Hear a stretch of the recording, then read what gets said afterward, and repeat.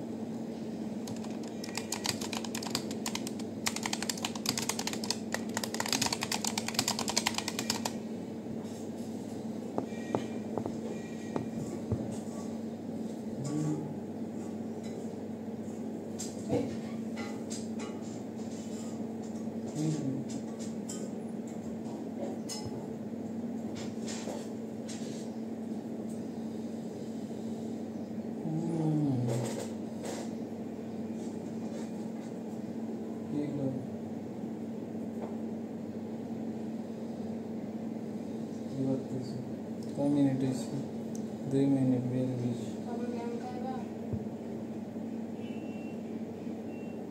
हाँ बारो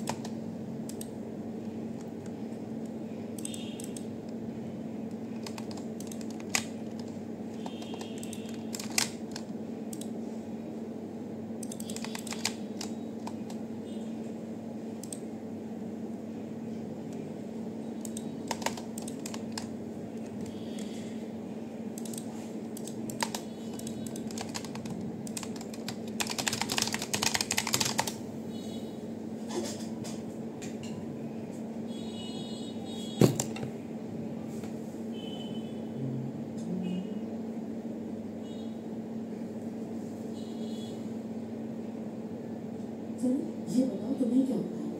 कुछ नहीं, मुझे क्या होगा? तुम दिन ब दिन मॉम जैसी होती जा रही हो, पता है तुम्हें?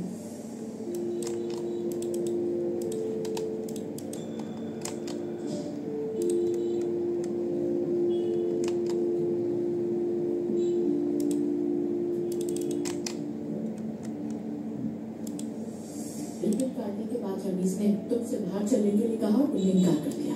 ऐसा क्यों किया तुमने? सारा दिन खड़े रहे थे ना, थक गई थी किसी से भी। अच्छा वाकई?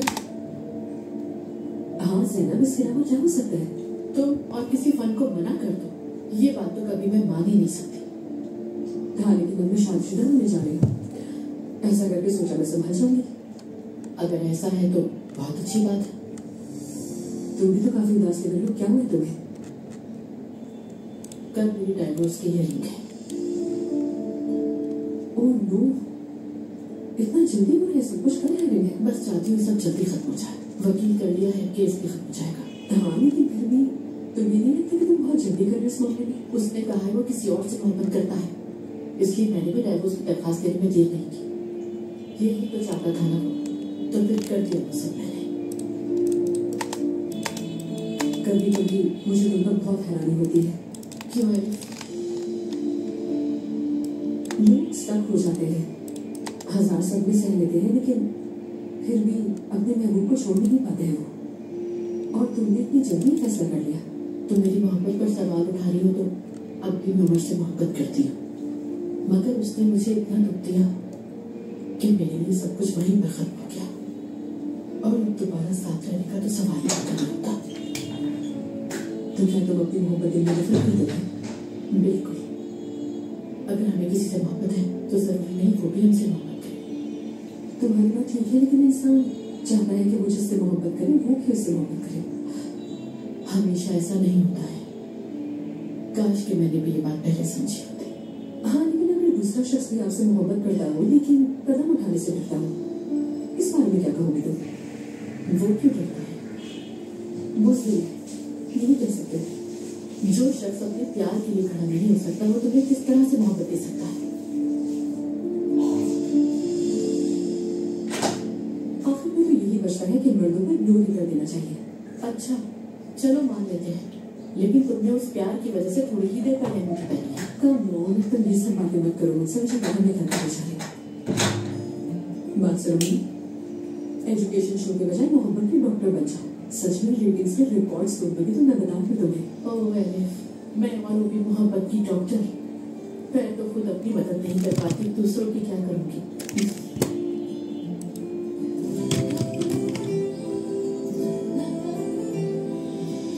ये लीजिए।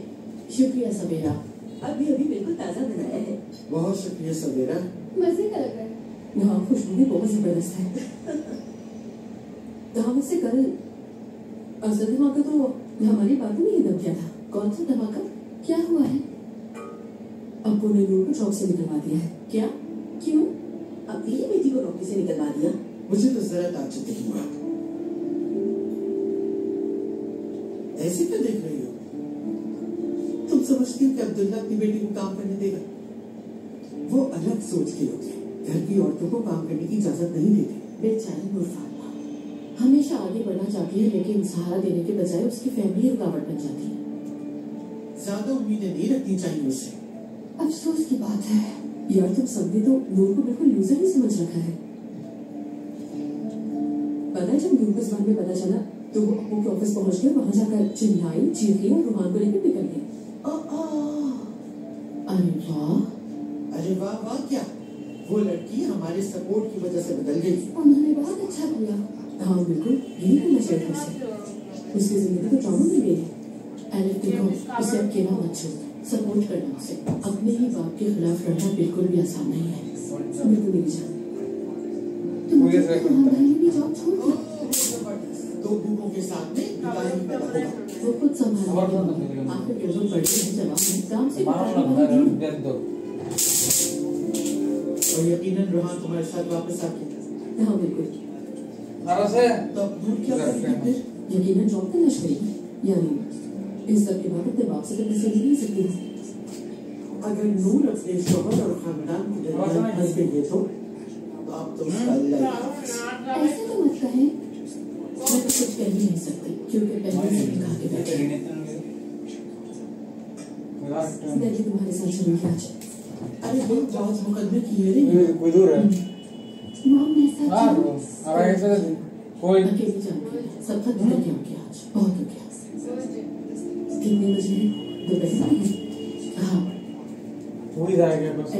तुमको बेवकूफी नहीं करना, समझी? तूने विचारा मुझे लगता है कि मैं इस घर की नारियां मेरा हद ऐसे हो। इधर मैंने तुम्हें ये तो कुत्ते ही लोग। चलो फिर चलती हूँ मैं। आज एक पेंटर से भी बात है। कौन सा पेंटर? वो अर्जुन ने करवा कितना दी है? ये क्या चल रहा है? और मुझे किसी ने कुछ बताने की जरूरत क्यों नहीं की? फौरन रिएक्ट कर लिया।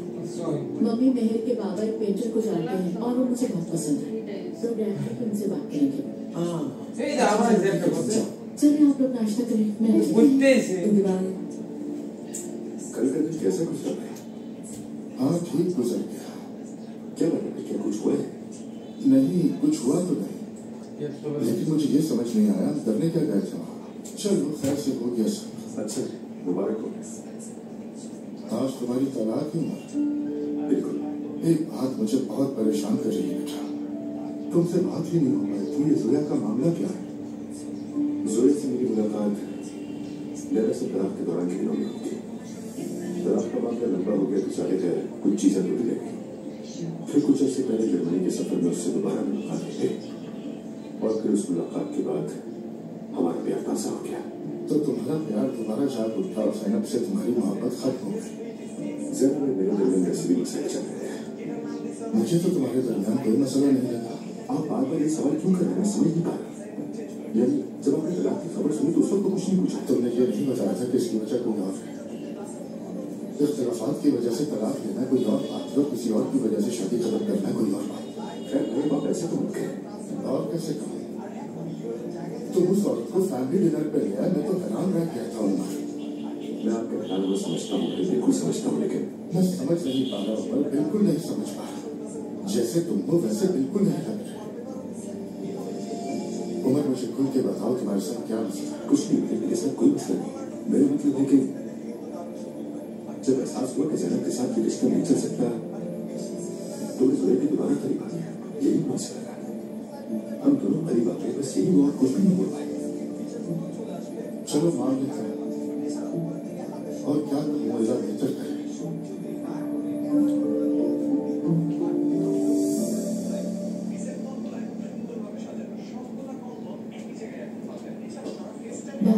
बहुत शुक्रिया। मैंने न्यूयॉर्क में अपनी मास्टर अब्दुल से मुलाकात की थी। उस वक्त मैं आपकी दुनिया में नया आया था। इसने मुझे बहुत मदद की।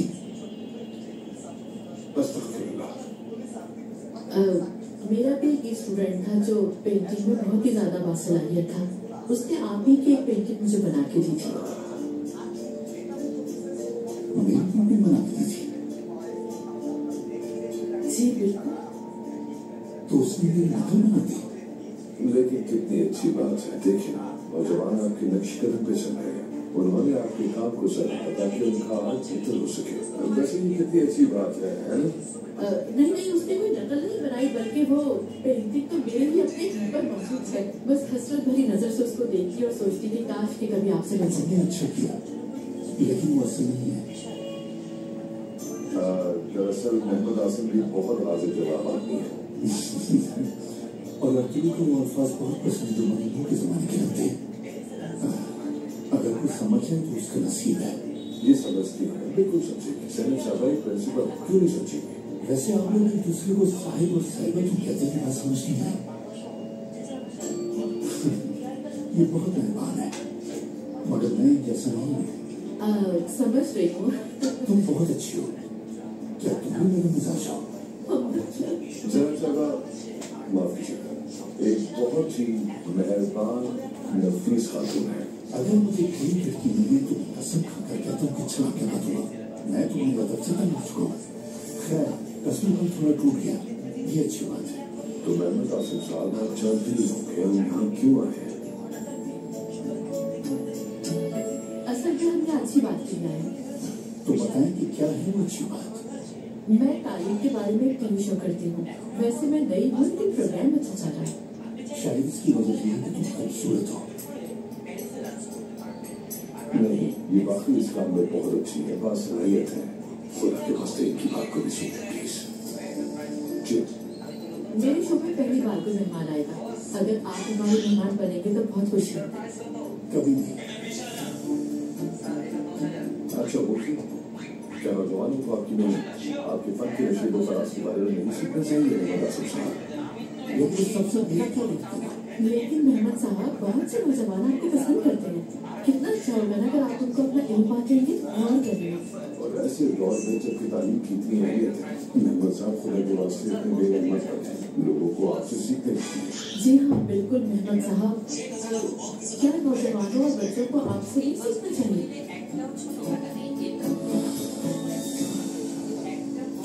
कबूल हुआ। बहुत शुक्रिया आपका। नहीं, मुझे शुक्रिया मत करो। कोई मेरे दिल में खास मकाम रखता है, मैंने इसके लिए कबूल किया। शुक्रिया से कहो।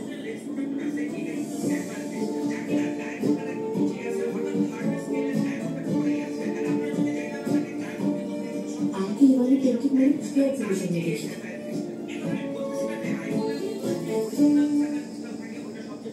मुझे समझ नहीं आया कि मैं ऐसा खुशी का इजहार कैसे करूं। यानी वापस आकर कितना खुश, जैसे ही मैं यहाँ आया तो दिल का जमीन छू मैं सबका कैसे नहीं बैठा हमारे साथ। सभी यहाँ एटीट्यूड में रखते थे और सूट पहनना तो लाजमी था। बड़ा से मजेदार काम करते, सच कहूँ तो बड़ी फजूल सी रस्म लगी मुझे। मैं तो समझो वहाँ बाकी गया, वो बैठे जो है ना वो मुझसे ज्यादा मेहनत कर रहा था और मैं अपने कमरे में अलग अलग बैठा था। हाँ लेकिन मुझे अच्छे पैसे भी तो मिलते हैं, ये मैंने सोचा। मुझे कुछ नहीं चाहिए। क्या लगा तुम्हारा रोहन, तुमने वहाँ जवाब दिया है कि मुझे पैसे मिलने चाहिए थे। जब उन्होंने मुझसे कोई काम ही नहीं किया तो मैं उनसे सैलरी के साथ फजूल रखते। वैसे भी ये सारी बातें मैंने मुंह से छुपाने की कोशिश की, मगर आपको की सोच ये थी कि मैं खामोशी से इसी कमरे में बैठा हूँ।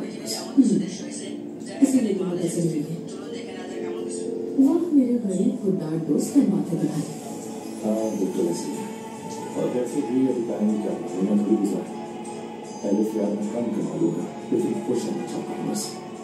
ठीक है फिक्र मत करो, मुझे कुछ ऐसा नहीं सीखना है। परेशान मत हो। ये तो बहुत अच्छा है, शुक्रिया।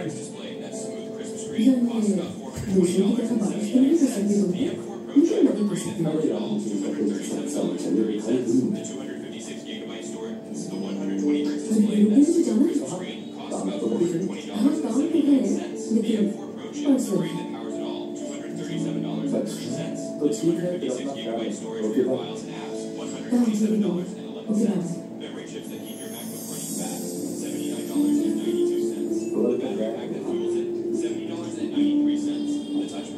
आपको बहुत बहुत शुक्रिया किया था, आपने अपने काम से वक्त निकाला यहाँ तक। ऐसी कोई बात नहीं, मुझे भी बहुत अच्छा लगा। वैसे अपने आप को साहब नहीं कहूँगी क्योंकि मेहमान आसिफ ने मुझे डांटा था। मेहमान आसिफ एक बहुत ही अलग सा आदमी है, लेकिन दिल का बहुत साफ है। मकसद जो उसके दिल में आता है वो कहते थे और थोड़ा बुरा भी है। नहीं मुझे कुछ बुरा नहीं लगा, आखिर वो एक फनकार है, तहकीक की पैदावार करने वाले, नॉर्मल बात है, मुझे अजीब नहीं लगा। असल में मुझे थोड़ी फिक्र हो रही थी कि उनकी ज़बान बहुत ही बेकार हो गई। अरे नहीं ऐसी कोई बात नहीं, मुझे वो अच्छे लगे। मैंने अपनी जिंदगी में ऐसे बहुत से लोग देखे जिनकी जुबान तो कड़वी होती है लेकिन दिल साफ होती है और मुझे वो अच्छे लगते हैं। चले आप कहती हैं तो मान लेते हैं और मुझे वो लोग पसंद है जो सर नहीं झुकाते। मेहमद आपसे उन्हीं में से जी हाँ, वैसे मैं आपको अपने अगले शो में मधु करना चाहती हूँ। हमने बात तो की थी मगर अधूरी रहती। आपके आने से खुशी होगी। मैं हमेशा हाजिर हूँ सर, अच्छा बात फिक्र लेकिन पहले मेहमद आपसे को बुलाते हैं फिर देखते हैं। Thank you so much. एक जो मैं तुम्हें छोड़ने वाला था लेकिन मुझे लगता है तुम्हारी गाड़ी यही है। जी हाँ मैं यहाँ से दादा की जाऊँगी।